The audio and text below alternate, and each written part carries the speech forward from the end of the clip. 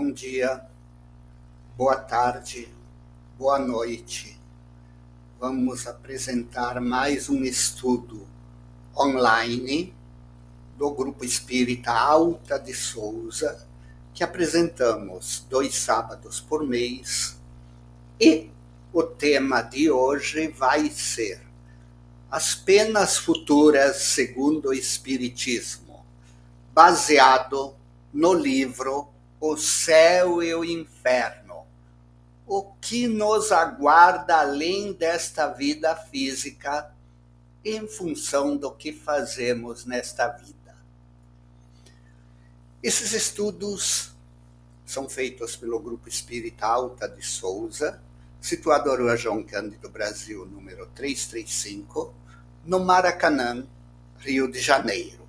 Temos estudos presenciais no local, toda segunda-feira às 15 horas, Livro dos Espíritos ou Evangelho. Toda quarta-feira, às 18h15, é uma irradiação para a família. 19 horas, um livro da série A Vida no Mundo Espiritual, de André Luiz, no momento o livro Missionários da Luz. E 20 horas é o Evangelho ou o Livro dos Espíritos. E toda sexta-feira, às 20 horas. E nós vamos fazer uma leitura inicial do livro Vida Feliz, capítulo 61. A tua posse em relação aos bens terrestres é relativa. Num mundo transitório no qual tudo passa, o que agora te pertence, amanhã terá mudado de mãos. Usa, mas não abusa dos recursos que disponhas. Não te escravizes ao que detens por momentos, ao que tens hoje na mão, evitando-se sofrimentos quando se transfiram para outrem. Os únicos bens de duração permanente são os tesouros dos sentimentos, da cultura e das virtudes. Acumula tesouros no céu, ensina o Evangelho. E aqui temos um pensamento de Emmanuel que diz: é o próprio Espírito que inventa o seu inferno ou cria as belezas do seu céu. Como espíritas, sabemos que a vida continua.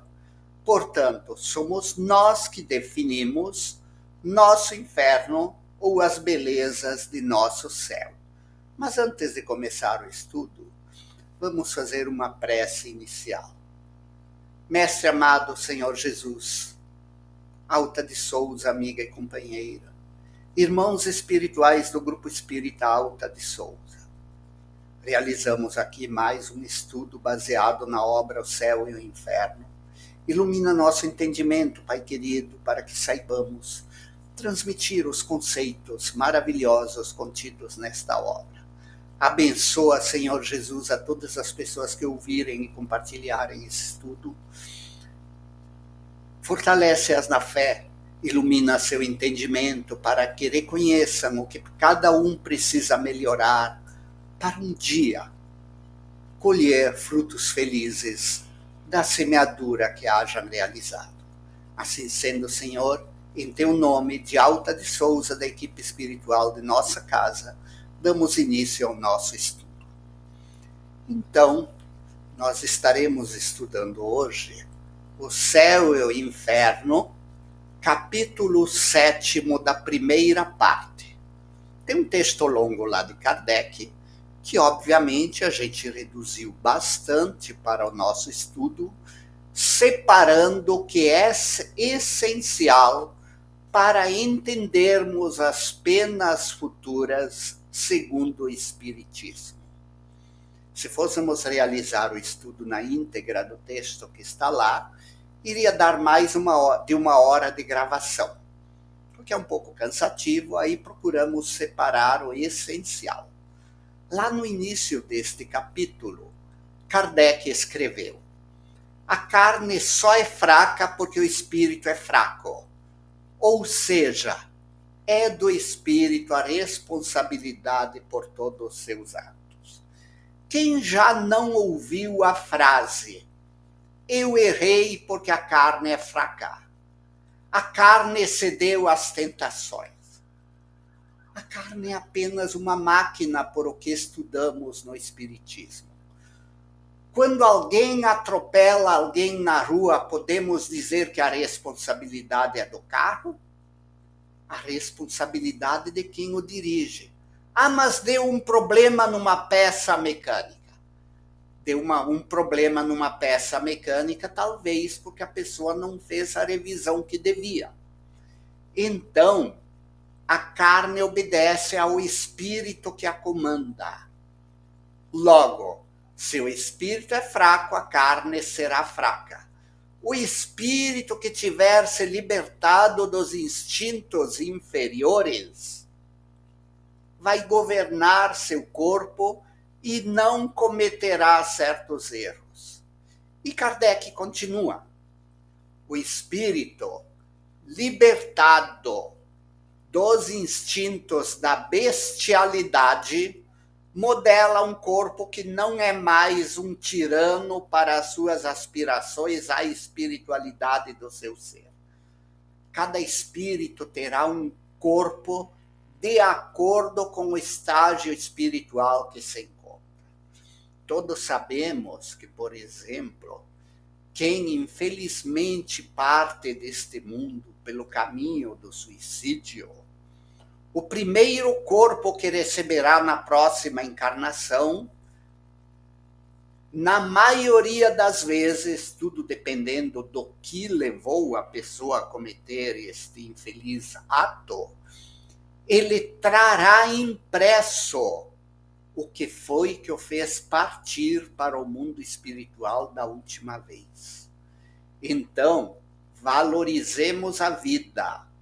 Lutemos contra nossos instintos inferiores e certamente nossas próximas encarnações não terão certos instintos que hoje precisamos lutar contra. Sim, todos nós temos o nosso lado sombra e o nosso lado luz. Procuremos iluminar nosso lado sombra pelo autoconhecimento, nos trabalhando nossos instintos inferiores para deles nos libertar. É difícil, mas não é impossível. É por isso que existem tantos seres de luz por aí. A responsabilidade moral pelos atos da vida é, pois, total. Todos nós somos responsáveis perante Deus e perante nossa consciência por tudo o que fazemos. Lembremos disso e não nos arrependeremos. As consequências dessa responsabilidade devem ser proporcionais ao desenvolvimento intelectual do espírito. Quem ainda evoluiu muito pouco, tem menos responsabilidade pelos equívocos que cometa do que quem está consciente que aquilo é um equívoco. Então, busquemos nos autoconhecer e vigiar nossos instintos. E Kardec escreve lá o princípio da doutrina espírita sobre as penas futuras. Em que ele escreveu uma coisa chamada Código Penal da Vida Futura. Kardec escreveu o Código Penal da Vida Futura com base em observações e testemunhos dos próprios espíritos. Sim, na segunda parte do Céu e Inferno, tem muitos testemunhos de espíritos sobre o que encontraram do outro lado. Porque uns foram felizes e outros estavam em situações infelizes. Só que esses testemunhos continuaram. Chico Xavier recebeu muitas mensagens de gente que passou para outro lado e relatou: Uns se tornaram felizes, outros estavam aprendendo e outros eram infelizes. Ou seja, os testemunhos continuaram plenamente de acordo com o Código Penal da vida futura. São as próprias pessoas que partiram para outro lado da vida que vêm relatar sua experiência. Quem trabalha com mediunidade numa casa espírita, trabalha em reunião mediúnica, é testemunha em todas essas reuniões do que os irmãos que se mudaram para o plano espiritual encontraram após deixar seu corpo. Não é o relato de um único espírito, mas de muitos espíritos através de muitos médiuns em todas as partes do globo. Com base nesses relatos, Kardec codificou o Código Penal da Vida Futura. Separei aqui os principais itens desse código. O código estará na íntegra no blog Alta Poetisa, para onde copiaremos esse vídeo que estamos gravando no YouTube, e vou verificar no YouTube se dá para colocar o código todo lá. Não sei se dá, porque o espaço de comentários é pequeno, né? Mas lá no blog Alta Poetisa, eu colocarei na íntegra o Código Penal da Vida Futura para quem ouvir possa ler, porque estará bem mais detalhado do que eu vou falar aqui. Vamos ver alguns códigos que estão lá em Código Penal da Vida Futura. A alma sofre na vida espiritual as consequências das imperfeições de que não se libertou na matéria. Sim, é por isso que precisamos de muitas encarnações. Vamos ver um exemplo de imperfeição que a alma sofre do outro lado. O sujeito que bebeu mais do que devia vai sentir falta da bebida no outro lado. O sujeito viciado em drogas passará um tempo em ambientes muito complexos por causa dessa dependência. O sujeito irritadiço poderá estar no meio de um monte de pessoas irritadiças até reconhecer esta imperfeição. Não há uma única imperfeição que não tenha consequências lastimáveis, assim como não há nenhuma boa qualidade que não seja fonte de algum gozo, de alguma alegria, de algum conforto. É um convite para nos libertarmos das imperfeições, buscar nos autoconhecer, conforme explica na questão 919 do Livro dos Espíritos, trabalhar as imperfeições que reconheçamos em nós e cultivar boas qualidades, que, obviamente, essas qualidades nos trarão alegrias. Pela lei do progresso, toda alma irá adquirir as qualidades que lhe faltam e se desfaz de suas imperfeições ao longo do tempo. Sim, as almas vão trabalhando suas imperfeições, se libertando delas e adquirindo qualidades. É assim que vemos um Chico Xavier, que foi a alma maravilhosa que foi. Ele teve muitas encarnações, onde tinha os mesmos defeitos que nós. Só que ele trabalhou para se libertar desses defeitos. E, nessa última encarnação, foi a alma maravilhosa que conhecemos. O bem e o mal que se faz são o produto das qualidades e das imperfeições que se possui. Aí ficamos sabendo que alguém fez coisa errada. Infelizmente, é uma imperfeição que ele tem nele que o levou a fazer essa coisa errada. E se quem fez a coisa errada fomos nós, é uma imperfeição que temos, que precisamos trabalhar para delas nos libertar. E o melhor é trabalhar para se libertar das imperfeições aqui. Porque no plano espiritual serão motivo de sofrimento e de situações complexas que precisaremos trabalhar para nos libertar. Continuando, os princípios principais do Código Penal da Vida Futura, sendo a justiça de Deus infinita, é mantida uma conta rigorosa do bem e do mal. Se não há uma única má ação, um único mau pensamento que não tenha as suas consequências fatais, não há uma única boa ação, um único bom movimento da alma, o mais leve mérito numa palavra que seja perdido, mesmo nos mais perversos, porque é um começo de progresso. Essa frase me lembra uma situação. Quem já não reclamou da ingratidão alheia? Eu fiz um favor por alguém e ele foi ingrato. Esquece, perdoa, porque na contabilidade divina está registrado esse bem que você fez. Se você fez um bem para o ingrato, que Deus o ilumine, que ele siga seu caminho, mas recorde que esse bem está registrado na contabilidade divina. Toda falta cometida, todo mal realizado é uma dívida contraída que deve ser paga. Se não o for numa existência, ser-lo-á na seguinte ou nas seguintes. Isso me faz lembrar de uma frase de Jesus, que disse que quando alguém pensou em cometer adultério com alguém, já o cometeu em pensamento.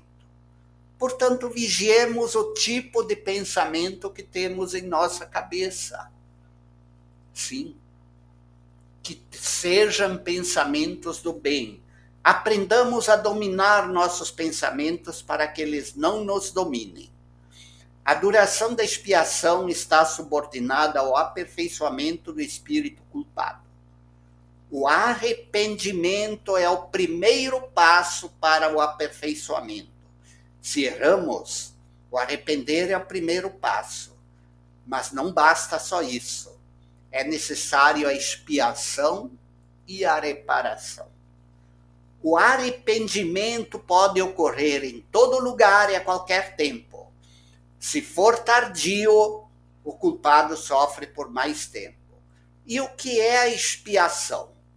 É os sofrimentos físicos e morais que são a consequência da falta cometida, seja desde a vida presente, seja após a morte na vida espiritual, seja numa nova existência corpórea, até que os traços da falta sejam apagados. É por isso que quando a gente vê certas doenças ou deficiências de nascimento, a gente diz, essa pessoa está expiando algo que vem de outra vida. Façamos o melhor a essa pessoa, se pudermos fazer algo, para que ela aprenda o que é a bondade. Então, conscientes disso, vigiemos o que façamos. Façamos o melhor e não nos arrependeremos. A reparação consiste em fazer bem àquele a quem se fez mal. Quem não repara suas faltas nesta vida, por impotência ou por má vontade, encontrar-se-á numa existência futura em contato com as mesmas pessoas que tiveram queixas dele, e em condições escolhidas por ele mesmo, de maneira a poder provar-lhes sua dedicação e fazer-lhes tanto bem quanto lhe fez de mal. Isso aqui nos lembra de parentes difíceis. Se temos parentes difíceis dentro de nossa casa, é porque nos desentendemos com eles em outras vidas. Façamos o melhor e exercitemos o bem segundo os ensinos de Jesus, e eles seguirão seu caminho e nós seguiremos o mesmo. Mas se continuarmos brigando com eles, voltarão a estar em nossa família. Lembremos disso. Tem muito mais coisa lá, mas podemos resumir por esta frase: a cada um de acordo com suas obras. Jesus disse isso, os discípulos escreveram isso nas epístolas, e esta frase está presente também no Antigo Testamento da Bíblia. Então, façamos o bem e o bem nos encontrará. Não façamos o mal, porque senão o fruto deste mal nos encontrará e teremos que reparar o mal que fizemos. Lembremos disso.